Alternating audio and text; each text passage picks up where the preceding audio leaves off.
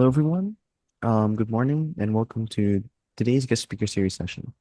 Today, we're going to be hearing from Tay Kheng Soon. He is a visionary architect, urban theorist, and educator dedicated to rethinking how we build, live, and thrive in Southeast Asian cities. Co-founder of DP Architects in 1967, with over 50 years of experience in architecture, planning, and design education, he has championed socially responsive tropical architecture. As founding chairman of the Singapore Planning and Urban Research Group in the 1970s and later president of the Singapore Institute of Architects, Tay has been a leading voice in community-focused urban development. Tay's body of work blends practice with deep civic thought, influencing design policy and activism. He has lectured widely and taught at the National University of Singapore and continues to contribute as a mentor and public intellectual, challenging conventional urban models in favor of sustainable, culturally attuned alternatives. His work bridges architecture, education, and activism, equipping the next generation with the frameworks to imagine better cities rooted in identity, equity, and long-term resilience. And with all that being said, let's all welcome Tay Kheng Soon. Okay, actually, my talk involves reconnecting the head, the heart, and the hands, and how that will affect how we live, therefore our cities, our towns, and villages. Okay, so smart cities is the catchword these days, right? And smart cities are the latest in the process of disconnecting the head from the heart and the hands. Industrialization value only the hands, not the head, not the heart. Put those things aside. Just get on with the job. Digitization, which is today, and financialization values only the head. The heart and the hands are irrelevant. Therefore, the mega city takes away the heart.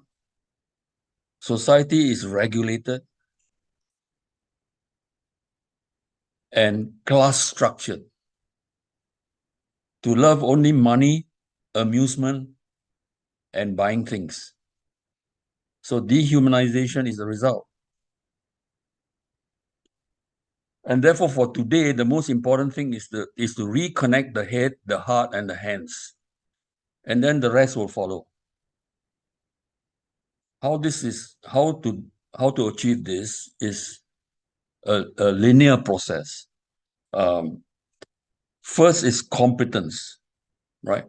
I mean, you go back to a baby, a child. He lies on his back, and then he wants to turn over. And after he turns over, he wants to sit up. And once he can sit up, he wants to stand up, and then he wants to walk, and then he wants to run, and then he wants the whole world. So competence is the most important foundation of confidence. And with confidence, then you develop courage. And with courage, you will dare to inquire and ask difficult questions. So curiosity. Without curiosity, you cannot be creative. All you can do is to reproduce what is known and what has been done. So creativity is a result of curiosity and courage. And then creativity by itself, without compassion, makes a good crook, right? So compassion is absolutely necessary. And compassion is natural. It is inbuilt into the human DNA, right? I mean, archaeologists have found even for 100,000 years ago, human skeletons with broken bones, right, and very aged people, and yet they were looked after because they were not just allowed to just die away. So compassion is fundamental to human survival and community and good values. And then with compassion, we will have clarity.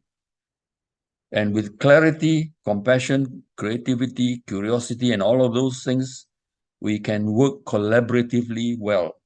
And that's very important. If we cannot collaborate, we cannot do a lot of things. And then when we have all of these, then we have commitment. Therefore, we have passion for doing things, doing good things. Okay, so this is the foundation. So a new form of living and learning is necessary. The kind of school education that we have is really to train people for the workforce, right? Not much heart, not much brain, certainly no hands, just repetitive learning. Now, this is where it's very important that I'm introducing the idea of experiential learning, right?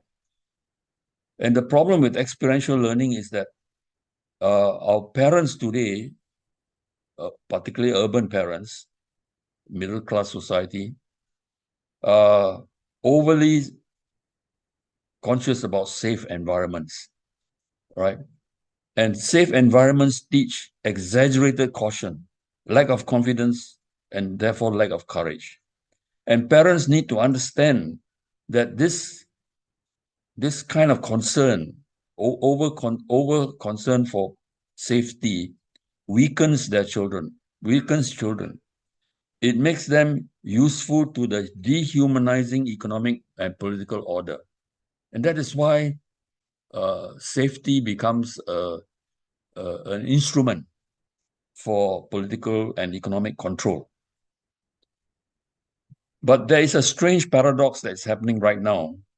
The techno-feudalists, the people who own the big tech companies and the money, people like Elon Musk and so on, ironically, they need very well-paid consumers to justify continuing investment. Because if there are no people who can afford, who have no jobs, therefore cannot earn an income, therefore cannot buy the things, so there's no need to invest. So ironically, they need to create well-paying jobs, right? 10 times the number of teachers.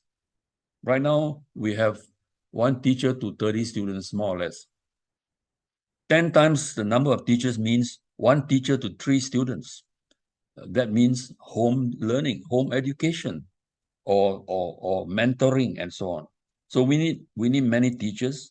We need 10 times the number of healthcare workers. In all urban societies, there is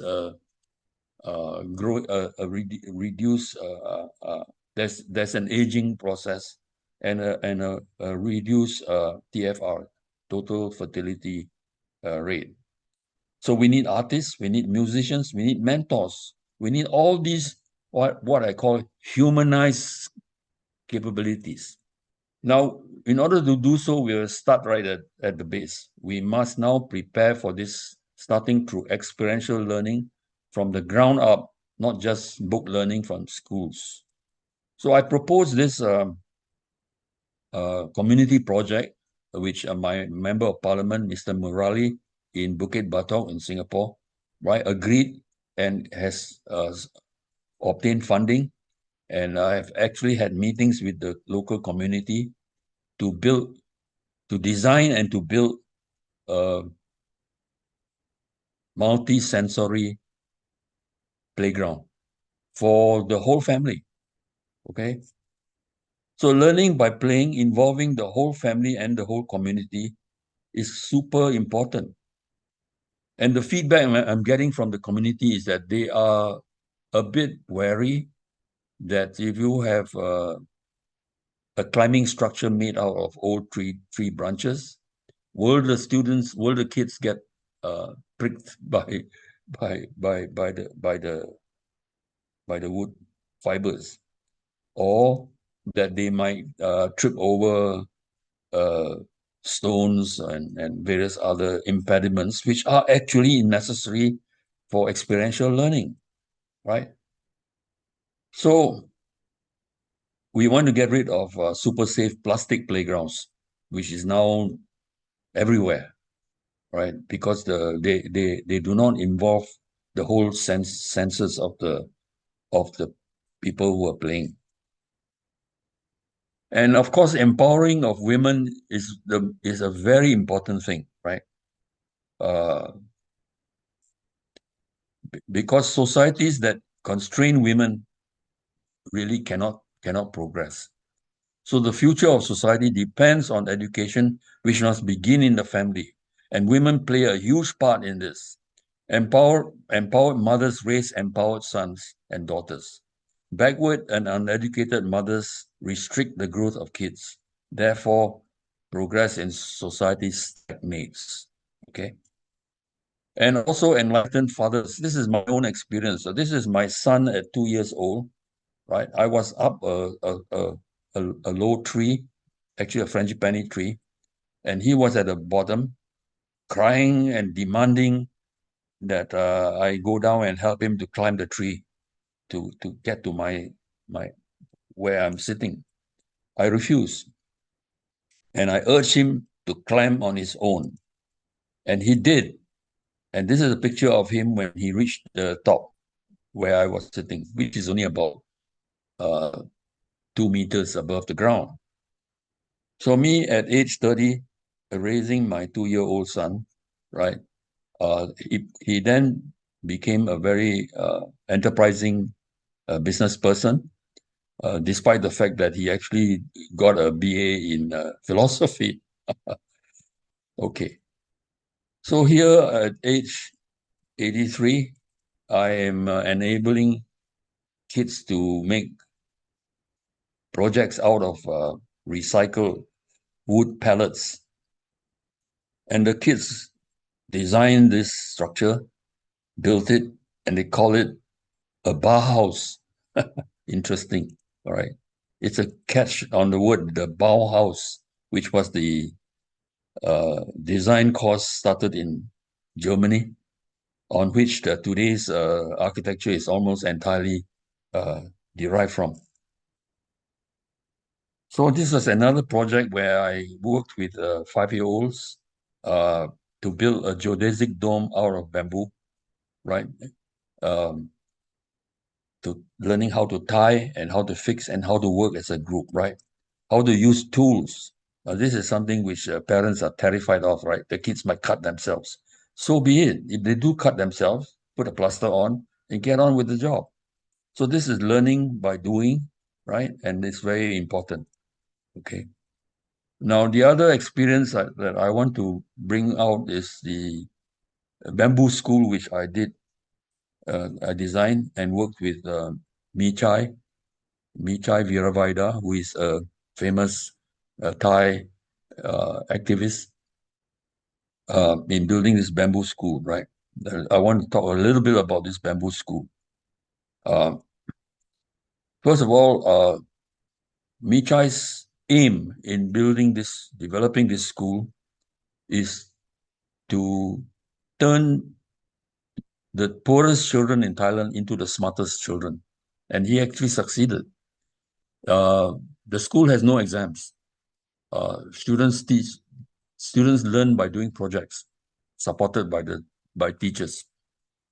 And the Ministry of Education in Thailand was terrified, forced the kids to take the standard equivalent of PSLE exam.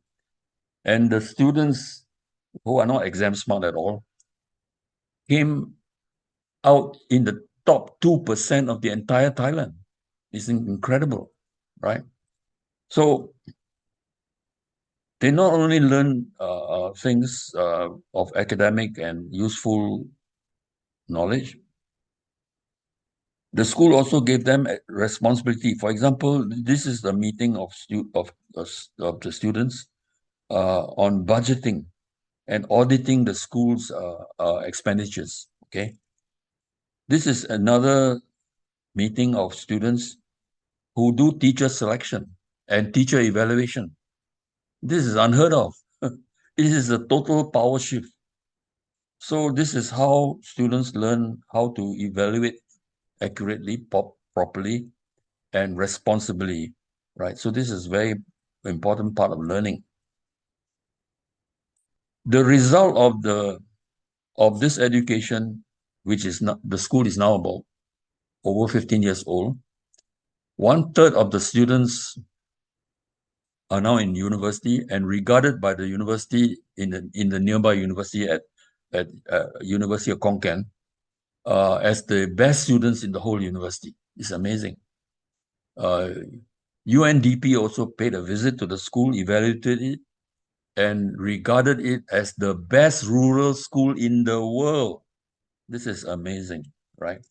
So I built this dome, which is a bamboo dome, 30-meter diameter, the biggest bamboo dome in the world. And it has become not only for the school, it has become the village center and the community center of the whole district.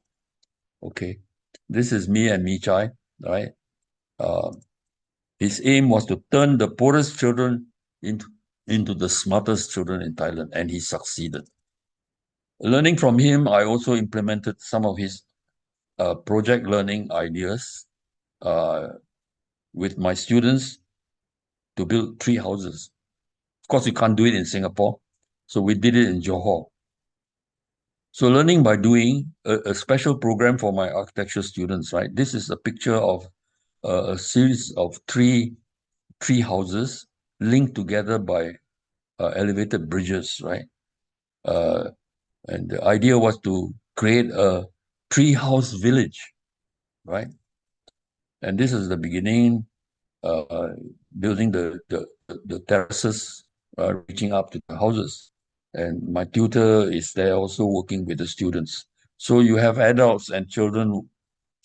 These are teenagers, young adults, working together.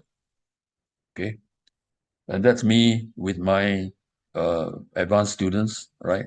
Building another tree house. So in the age of AI, learning about the self, our senses, is more important than ever, because the process of digitization actually is a process of shedding away all our innate senses and innate intuitions, because AI substitutes intuition with knowledge. Scouting is very important part of learning, which is so I wrote this book on Scouting for Life and presented it to President Taman of Singapore, and he was delighted because the President of Singapore is the Chief Scout of Singapore, and that's Desmond Chong, who is the current Chief Commissioner of Scouts. This is in order to encourage more parents and students and teachers to emphasize scouting as a very important experiential learning form of education. Because scouting in Singapore has declined significantly, right? My sons I joined the scouts, but they resigned very soon because they found that camping was in the classroom, which was ridiculous. And you don't cook, you eat from packet food. So this is how the dehumanization process takes place.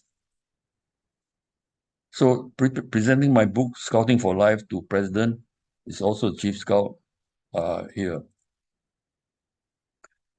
So regionalization, the future of the world after colonialism and after so-called nation building, right? We have reached a point in which isolated individual nation states looking after their own welfare is now in jeopardy, because the whole supply chain on which our economies rely on is now fracturing, you know. So we need to build up a regional, I call a regionalized economy, a network economy, and therefore a network of human relations, human settlements. Okay. So I came up with the idea of rural urbanization, which I had to invent a name called Rubenization. And because of that, this group, the Asian Dialogue Society, invited me to join. This is a picture that was taken in 2009 with Anwar Ibrahim, Surin Pitsuwan, Tai Quan Trung from Vietnam. Surin was the Secretary General of ASEAN, and so on. So these are the people who meet regularly and have dialogue sessions with 100 intellectuals from ranging from Turkey right across the Middle East to India, Pakistan, India, China, and Southeast Asia, Korea, and Japan. So this is the kind of dialogue society, dialogue meeting in which ideas and influences are shared. So this is a very important part of what I call building the new Asia. Now, at one meeting where Surin Pitsuwan, who was the uh, chairman of ASEAN, unfortunately he passed away. Uh, he asked me this fundamental question: what are we going to do with 450 million poor people in Southeast Asia? And this is a very, very serious issue, because if we cannot solve this problem, if we cannot address this problem, right, we're going to have serious social unrest and all kinds of disruptions. Besides, of course, the humanitarian aspects will be uh, neglected. To do so, and to link all the countries together, I developed this idea of using VTOL, vertical takeoff aircraft. I've used this as an example. It's built in 1960s in Canada, right? And I've used this model, right, as a basis to develop what I call a sky bus of 50 passengers, which will connect all the towns and villages physically, because e-commerce and digital network systems already connect people virtually, but physical connection is important if you want to have economic and social interactions. So this is a major project which I think would link the whole of Southeast Asia together. So this is what Southeast Asia now looks like. Three basic economic zones. This is an analysis done by the Japanese Economic Research Foundation based in Jakarta. So network urbanization is to create a new authentic architecture and urban planning of network settlements, reconnecting the head, the heart, and the hands across space and time. So no more neo-colonial westernizations, proxy design thinking. This is my critique of the architectural profession. Virtually all the architectural professions in the world look to the West for inspiration. And furthermore, we don't need mega cities anymore, because with AI and robotic production, everything can be decentralized, and rehumanized, right? So this is a very interesting project done by my student, Anthony, looking at addressing the question, what are we going to do with this high density public housing, HDB housing in Singapore, as we regionalize, as we rehumanize, as we decentralize, right? So he proposed the idea of turning all our high-rise flats into vertical farms, right?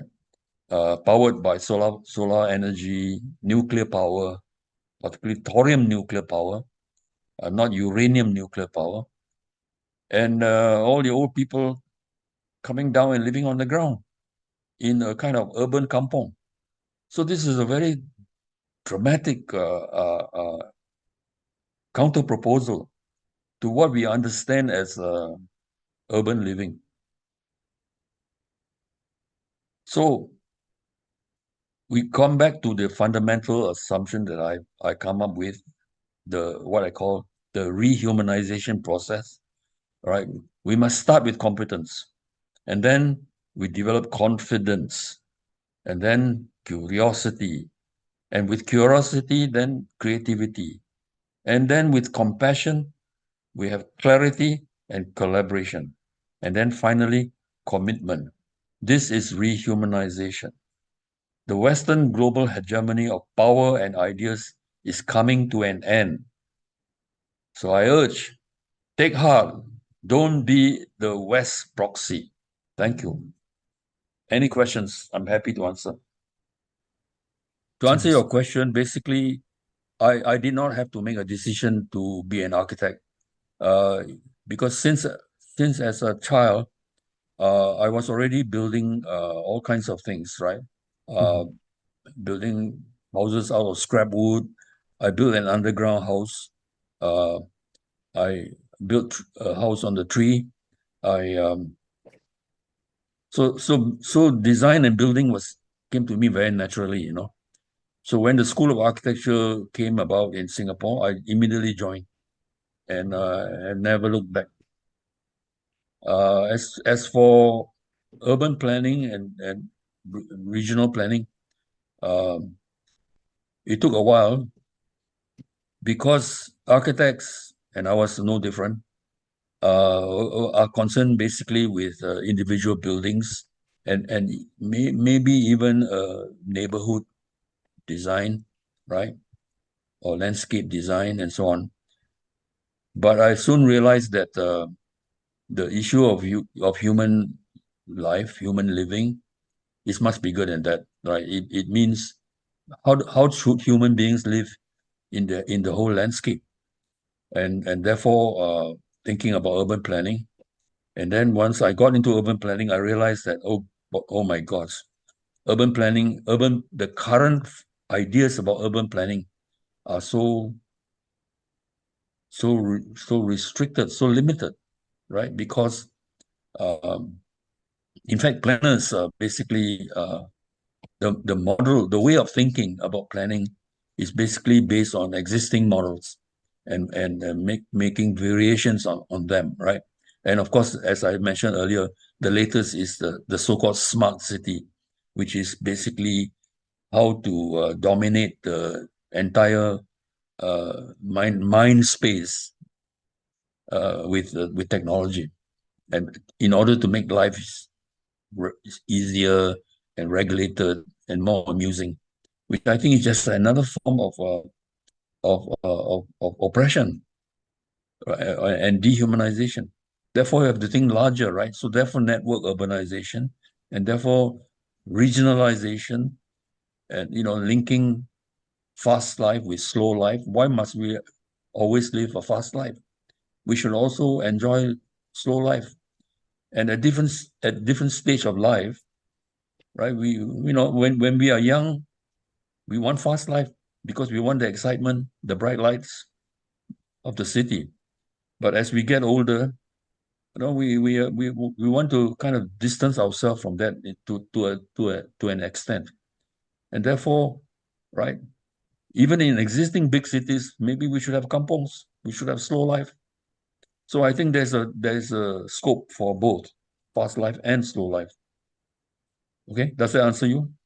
Yes, it does. Thank you so much. A question from Sulin, Kezia, and Jonah. Mr. Tay, you mentioned the concept of the head, heart, and hands. When did you develop this idea, and what implications has it had on your work and design? Oh, understanding the living environment of the city, right? Uh, you cannot understand the living environment of the city without understanding uh, politics. And the best definition I have come across on politics is by an American political scientist called uh, Harold Laswell, who defined politics as the process by which is decided who gets what, when, and how. And it's very clear now that the politics today decides that the rich get richer and the rest don't quite. The rest are necessary only to keep the urban system running smoothly, create the jobs and so on, provide the services, right? Who gets what? Who? The who is the rich. Who gets what? They get all the money, right? So the less than 1% in the United States owns half the total wealth of the United States. This is how incredibly the system has evolved. Okay, then how? The how is the critical issue. See, through urbanization, through smart cities, to digitization, through video games, you dull the mind, right? Through safe play, you make people frightened and lack courage and lack curiosity. And that's how you control them. So our job now is to break out of that bind, right? And I think the moment in history has arrived. The United States, the Western economic hegemony and political hegemony is in decline, right? They are terrified of China because China is offering an alternative model, right? And we don't want to be caught between being the slave of China nor the slave of America. So we want to we must regionalize. We must find our own ground. We must find our own roots. And to do so, we have to liberate our own self. Therefore, we need to reconnect our head, our heart, and our hands. Okay, I want to give you one very interesting example. I was asked to design a conference center in the traditional area about 40 kilometers west of Hanoi. And together with a bunch of anthropologists and intellectuals in Vietnam, we visited 17 craft villages in that area. These are crafts which have existed since long time, but are now in decline.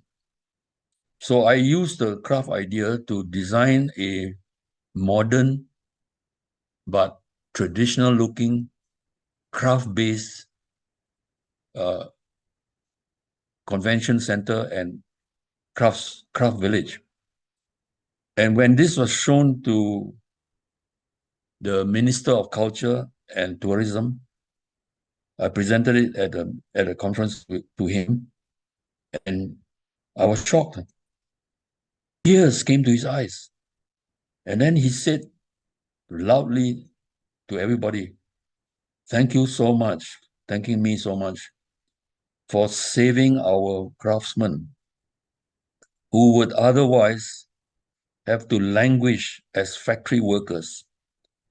So this is a very important lesson, you see, that in countries where craftsmanship still exists, unlike Singapore, where craftsmanship has completely disappeared, in countries like Vietnam, Indonesia, the parts of Thailand, definitely areas in Laos, in Cambodia, and so on. Architecture should actually be inspired by craft. Why are we blindly following the West? Why is the industrial aesthetic, the industrial look of buildings,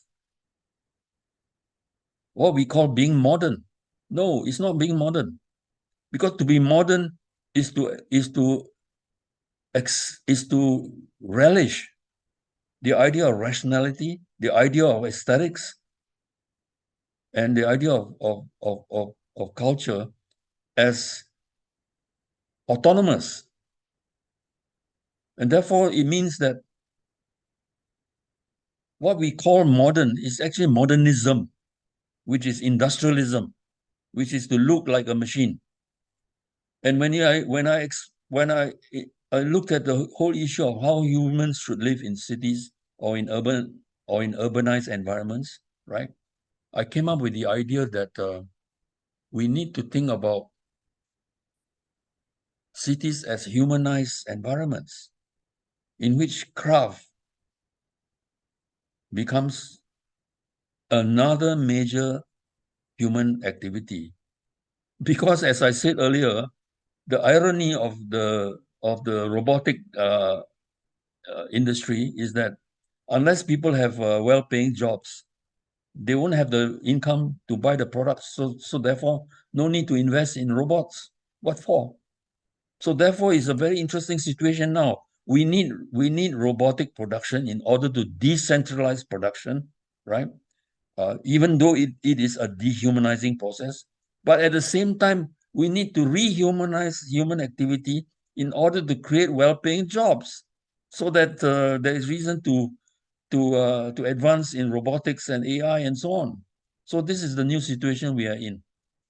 Thank you so much for answering that question. Brianne is asking, what advice would you give to young designers and urban planners? Oh, you need to have a lot more knowledge. You need to free up your instincts, right? In other words, the kind of aesthetic in your DNA, right, has to be liberated, right? Because now the look of things, the design of things, right, is a combination of ideological, cultural, and primal aspects. You got to deconstruct these three. You got to take them apart. And only when you can take them apart, you can then reorganize them in a new way. Otherwise, you are a victim. You are trapped. And unfortunately, your educational accreditation is based on your ability to reproduce what has been done before. You have a tower, so you twist it, you bend it, right? You have a rectangle, so you reshape it, you punch holes through it, you fray the edges and so on. This is nonsense. This is just playing with the existing. But unfortunately, all design schools, right, are simply reproduce this damn thing, right? So I'm arguing for a whole different kind of design school, a design school in which the senses, the DNA of students, right, is released through experiential learning, through questioning, through the 8 C's that I mentioned, right? Competence, courage, curiosity, compassion, clarity, collaboration, and so on. So these are the critical ways in which we can liberate ourselves. Unfortunately, our education system is a form of indoctrination. It serves the politics and economics of power. So another question from Sulin, Kezia, and Jonah is, do you have a project you're most proud of? My most proud of project is this book, right, which was published earlier this year, right? The Future of Singapore with a big question mark, right? And in fact, last week we had ArchiFest, which is organized by the Singapore Institute of Architects, and we were uh, asked to present our ideas about and present a model of an unbuilt project, right? So I don't have a model of an unbuilt project, right? So I used the book, 4 books. I turned it into a kind of building with a kind of pitch roof, and it was at the exhibition. And as I expected, the books were stolen. In other words, what I deem as the future, right? The future was stolen. So it was quite an irony. Right? Yeah. So in the book, I basically argued what I've been saying about reconnecting the head, the heart, and the hands, and regionalize, and using Singapore's huge financial resources and technical connections, technological and management connections to help uh, be a to become a catalyst for the upliftment of the whole of Southeast Asia, right? And one important project is the building of what I call the New Asia University. The New Asia University is a project which has been formulated uh, by the Asian Dialogue Society, of which I'm a member. And Asian Dialogue Society asked me to propose the concept of a New Asia University in order to build the New Asia, right? So to build a New Asia, we need to develop a whole new generation of young people who are capable of thinking out of the Western box, right? And to do so, the university will be of a very different kind. There's a core curriculum in which every student must join, and the core curriculum is about the history of Western imperialism. And without understanding that, you cannot decide what you want to do with your life, because if you don't decide what to do with your life, then you are just a volunteer proxy for Western domination. Because the future of the world is the liberalization of the talent and capability and resources of the rest of the world, right? And we have now the so-called BRICS, right? Uh, which is a new movement of the so-called other half, other three-quarters of the world,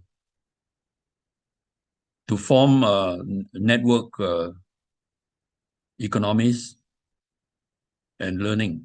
So New Asia University is to create that new generation. So every student has to take on this core curriculum, and then their preferred area of specialization will have to be supplemented by courses in any number of other subjects, so that the enrichment of the mind, the release of this capability, right, is enhanced. So we have to start there, because when you start when you focus on higher education, you can get results within 10 years. But but at the same time, you need to focus also on general education, school, and the results you only get in about 24 years. You have to do that, but the focus has to be on the higher education. That means universities, polytechnics, institutes of technical education, and so on. So this is very crucial, right? And I think the lessons that we learn from the Michai Bamboo School is very important, right? Learning by projects, not by books. Not only by books, we need books as well, right? So the slogan that I coined is that, yes, by all means, be global in your thinking, but make sure that your heart is rooted in the local. The heart is very important in the combination of the head, the heart, and the hands. And your hands must not just be in your pocket. Your hands must be capable, inclusive, skillful. So these are the challenges I think that young people should consider. Thank you so much for answering that question. You talk a lot about how the West is a big inspiration when it comes to architecture. would you recommend where is a place, where's a specific place would you would recommend architecture slash urbanism students to study in the world right now? Like, is there a Oh, specific place? Yeah. unfortunately, I can't name any good urban planning and architecture school. So we have to make it ourselves. We have to do it within our environment. We have to prototype it. We have to dare to invent. We can't just simply follow. Another question by Brian, I think, is do you think that by playing with Lego, you could become a better architect? You see, the problem with Lego is that because it is a rectangular element, right? Every part is a piece of is a rectangular thing, right? So the implicit language which it conveys is rectangularity. So it's a very subtle form of indoctrination. Indoctrination without intention. That's the worst kind of indoctrination. Throw it away. I guess for me, since we've talked a lot about how urban planning and architecture is we're the stuff that is being taught in most universities or in most learning settings is we are basically just copying from other people in a sense, in like a watered down sense. How do you think we can start incorporating more radical thinking in architecture and urban planning as a whole? Yeah, learning by doing, you see. Uh, to learn about tropical architecture, I got my students to live for a week in a natural environment. Every student was given a few bamboo sticks, some polythene sheets, some pieces of tarpaulin, and basically we told them, go and live in it, go and build your own house, right? And many students then designed funny looking houses which they deemed being creative. And then the rain came and they learned from direct experience. And therefore, they redesigned what they had thought to be a good design. And then they live happily.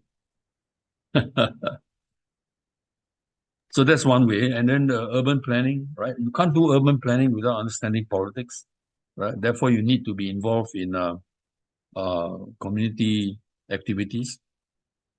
You need to work with the local uh, families and communities to do projects which are beneficial. Like, for example, how do you how do you buy cheap rice, right?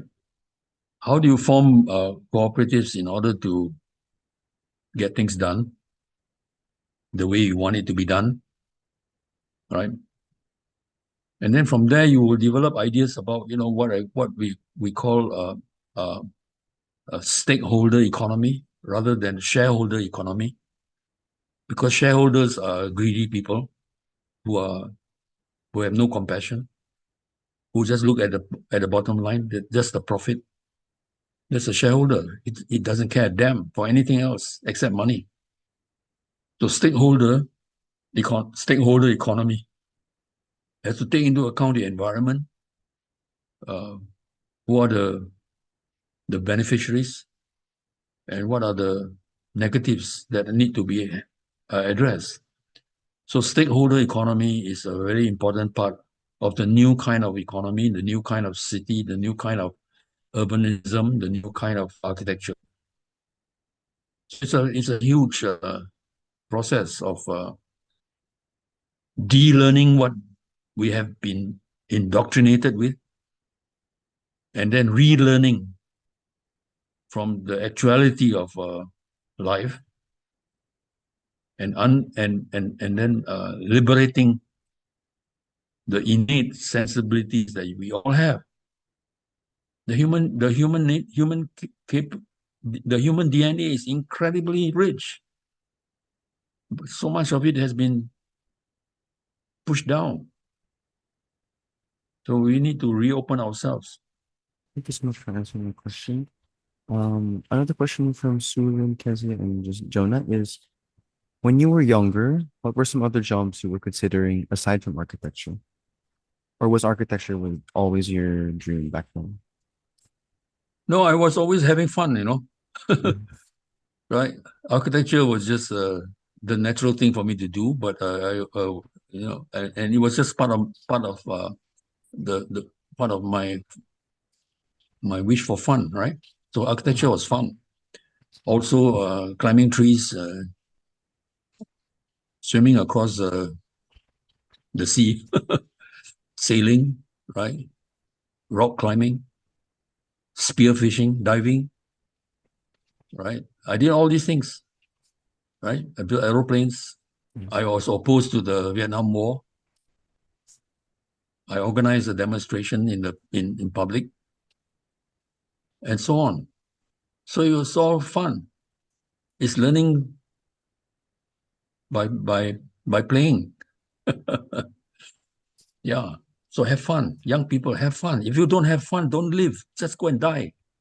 Thank you so much for answering that question. We have time for, I think these will be our last two questions for today. Sonica's question is, my question always remains that universities and institutions of higher education require certification. How do homeschoolers slash self-directed learners cross that hurdle to be taken seriously to pursue the path of architecture as a career? Yeah. Credentialization is the means by which uh, people's capabilities are regulated, right? But we are much more capable than the regulations imply, right? I mean, I'm an architect, but I'm also a teacher. I'm also a rock climber. I'm also a spear fisherman. I'm also a social activist, right? So I'm what I am, and I think everybody must be what they are, right? We have to be true to our nature. So I don't know how to answer your question in any other way. I think the last question for today is, what do you think of the new urbanism movement in the West and returning to traditional slash vernacular architecture and planning? You see, the terms of like vernacular architecture and all this, these are all institutionalized terms, right? Because when I talk about, a craft as part of modern architecture, right? I don't have a specific answer to that, to how that should be, but it is an agenda.